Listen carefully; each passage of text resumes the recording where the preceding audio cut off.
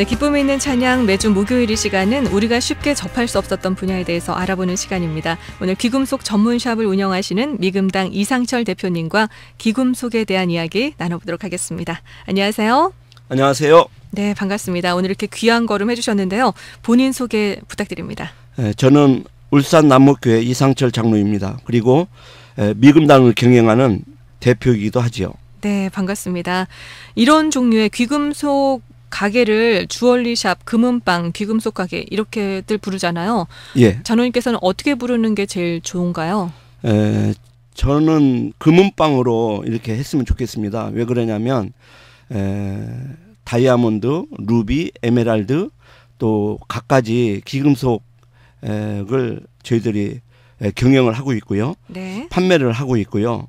그리고 또 시계를 저희들은 전문점으로 많은 사람들 앞에 고쳐주기도 하고 네. 많은 사람들이 서비스를 하고 있습니다.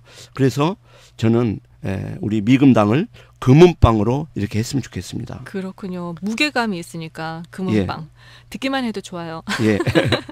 여자들 이런 작은 선물 좋아하잖아요. 작지만 아주 큰 선물. 예. 다이아몬드 같은 거요. 예. 저부터 귀가 번쩍 뜨이는데요.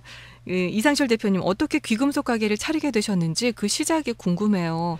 기본적으로 이 초기 자금이 좀 많아야 되지 않나. 금수저였을 것 같아요. 예. 많은 사람들이 네. 금은방을 하면 굉장히 호감을 많이 갖습니다. 정말 요사이 말하는 금수저, 흑수저 이렇게 얘기하는데 네. 저는 지금 현재는 금수저라고 자부하고 싶습니다. 우와. 그렇지만 네. 처음에 시작할 때는 흑수저였습니다. 정말 아무것도 없는 상태에서 하나님께서 은혜 주셔서 귀금속을 하게 되었는데요. 정말 지금 생각해 보면 하나님의 크신 은혜라고 생각합니다. 또 그때는 네. 그렇게 비싼 보석을 갖춰놓지 않고도 할 수가 있었거든요. 네. 이미테이션을 많이 확보를 해서 했기 때문에 큰 자본이 들지 않았었습니다. 그렇기 때문에 귀금속 금방을 할 수가 있었지요. 네, 그렇군요. 그럼 굉장히 큰 축복을 받으신 거네요. 약간 이렇게 접근성이 쉽지가 않잖아요. 금은방 차리는 게요. 저는 이제 이것에 대한 공부를 많이 했고 네. 또 취급을 많이 했기 때문에 귀금속을 금방을 하는 데는 그렇게 쉽지 어려웠던 것은 아니었습니다. 그렇군요. 예. 어떻게 쉬웠을 수 있는지 그걸 좀 알려주세요. 어떻게 처음 알게 됐나요? 귀금속의 세계. 제가 이제 일찍이 가공을 했기 때문에 제품을 많은 가공을 했습니다. 아, 보석을 예. 직접 만드시기도 하셨네요. 예. 네. 제품을 보석을 만든 게 아니고 제품을 많이 가공을 해서 네. 진열을 하고 그렇게 했기 때문에 처음에 할 때는 큰 돈이 안 들었지요. 가공이 뭔지를 잘 모르겠어요. 제품 가공이라고 하면 보석을 이렇게 끼우는 건가요? 가공이라고 하면 이제 반지를 만드는 거거든요. 네. 반지 금과 은을 강한 불에 녹여서 그거를 제품화 시키는 거기 때문에 상당한 기술이 필요한 거죠. 아, 그렇군요. 굉장히 전문성이 있어야 되는 거네요. 예.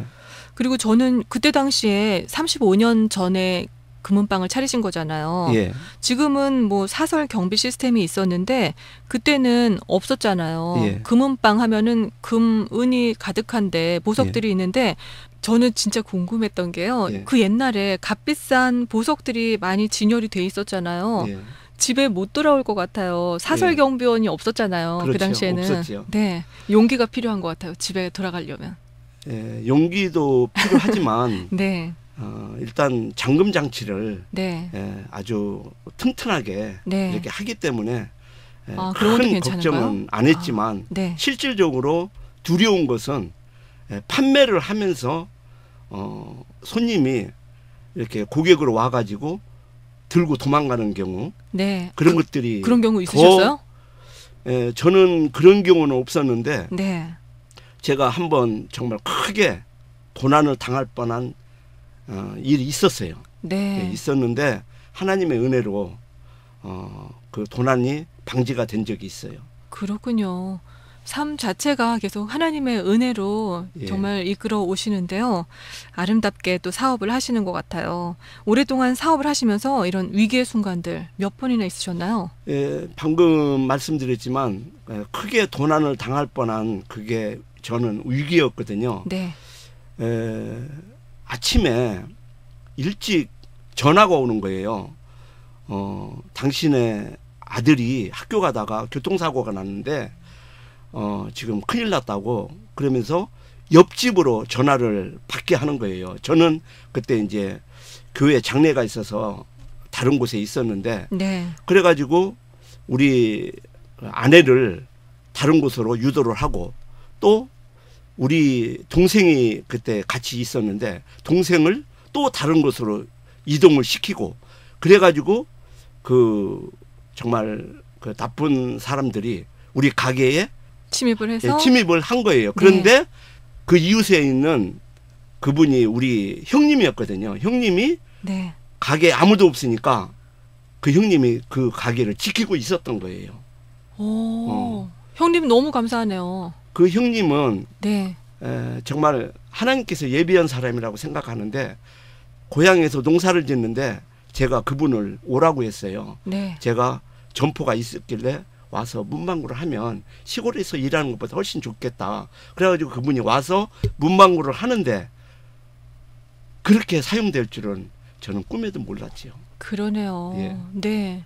적재적소에 도움의 손길들이 또 있어서 예. 서로 돕고 사니까 이게 또 가능한 일이네요. 그때 만일에 네. 사람이 없었으면 진열된 제품이 그냥 다 싹 쓸어갈 빠져나가네요. 뻔했던 그런 위험한 순간이 있었어요. 그게 몇 년 전인가요?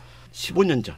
그렇군요. 그때부터 참 이렇게 참 교묘한 수법으로 나쁜 짓을 하는 분들이 많았네요. 많았죠. 네. 지금도 있습니다. 그러니까 지금도 엄청 많잖아요. 네, 이웃에 네. 한 점포가 있는데 그분은 이게 다리가 불구예요. 네. 그런데 도둑님이 그걸 거기 물건을 쥐고 도망가는데 제가 그걸 붙잡았어요. 우와. 그리고 이웃 간에 얼마나 서로 친한지 몰라요. 그러네요. 그때부터 더. 네. 제가 잡아줬기 때문에 몇백만 원어치를 가지고 도망가다가 네. 제가 잡아줬어요. 어떻게 알고 잡으셨어요? 제가 아파트에서 나오는데 네. 이상하게 그 집 주인 아줌마가 막 달려가는 거예요. 그러면서 네. 앞에 어떤 남자분이 달려가는 거예요. 그래서 순간적으로 물건을 훔쳐갖고 가는 것 같다는 느낌을 저는 아파트에서 나와가지고 차로 그 사람을 쫓아갔지요. 네. 예. 쫓아가가지고 서라. 그러니까 이 사람이 다른 아파트로 들어가는 거예요. 네. 그래가지고 바로 제가 경찰서에. 112로 네. 전화를 해서 경찰에 와가지고 아파트로 들어간 사람을 잡았지요. 그 도둑놈은 그때 잡아가지고 네. 그 집에도 하나님 은혜로 유익이 됐지요. 또 이렇게 위기의 순간들도 있으셨겠지만 또 보람을 느꼈었던 적은 없으셨나요? 이제 보람이라면 제가 이제 울산에 와서 기금속점을 이렇게 참 처음 시작할 때부터 지금까지 사회에서 말하는 얘기하면 승승장구했어요. 네. 여태까지 어려운 일은 한 번도 없었어요. 네. 단지 보람 있는 것은 기금속점을 운영하는 가운데서 하나님의 귀한 사역을 많이 감당할 수 있다는 거. 그렇죠. 그것이 진짜 보람입니다. 네. 저는 뭐 자랑이라고 할 수도 있지만 네. 너무 감사해요. 네, 이렇게 승승장구 하실 수 있었던 것도 하나님의 은혜고 또 교만하지 않고 하나님께서 주신 그 물질로 많은 하나님의 일을 하실 수 있어서 더 장로님이 아름답게 보이는 것 같습니다. 이 방송을 들으시는 분들 가운데 귀금속 전문샵을 좀 차리고 싶은 분들도 계실 거예요. 근데 어떻게 차리는지 모르는 분도 계실 거고 또 지금 준비를 하고 계신 분도 있으실 텐데 그런 분들을 위해서 선배로서 좀 조언해 주세요.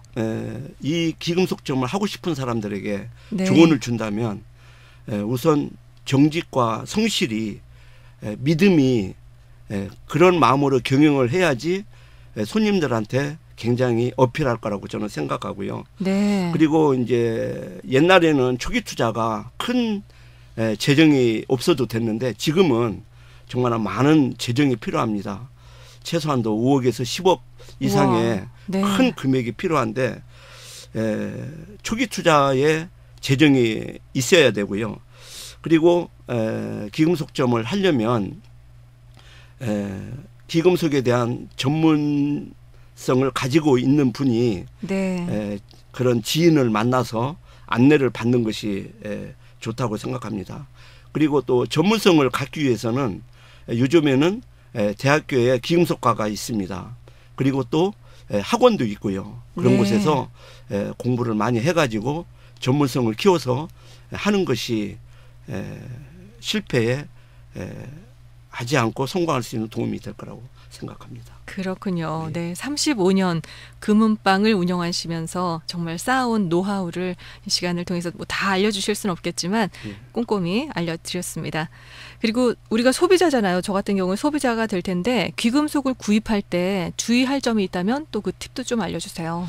이제 금은 뭐 이제 99.9% 이렇게 네. 각인이 된 것을 사면 문제가 없을 것 같고요. 이제 다이아몬드나 루비나 에메랄드나 이런 귀한 보석은 품질 보증서를 잘 살펴봐야 됩니다. 품질 보증서도 때로는 GIA 쓰고서도 거기에 많은 좋고 나쁜 것들이 이렇게 기록이 돼 있거든요. 그래서 보증서를 잘 살펴서 보석을 구입해야 될 걸로 알고 있습니다.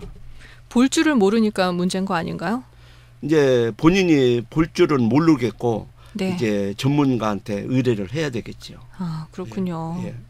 그리고 이제 가능하면 이제 점포에 정말 믿음과 신용으로 할 수 있는 그런 점포를 찾으셔야 되겠죠. 그렇군요. 끝으로 앞으로의 계획과 비전이 있다면 좀 들려주세요. 저는 이제 기금속점을 우리 자녀들에게 참 이게 위임하고 싶은데 우리 자녀들이 생각도 안 하고 있습니다. 그래서 좋은 분이 있으면 네. 인수인계도 할 수 있는 그런 마음도 있고요.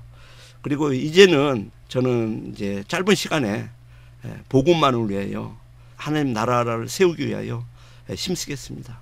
네, 충성이라는 게 성품과 능력을 갖춰야지 할 수 있는 거라고 이야기를 하더라고요. 정말 그 이상철 장로님은 하나님께 충성했기 때문에 또 많은 축복을 받으시고 또 그 받으신 축복을 하나님을 위해서 또 쓰고자 하시니까 정말 진정한 하나님의 자녀가 아닌가 생각이 듭니다. 인터뷰하는 내내 너무 참 즐거웠네요. 감사합니다. 네, 오늘 이렇게 귀한 시간 내주셔서 감사합니다. 예, 감사합니다. 네, 지금까지 미금당 이상철 대표님과 함께했습니다.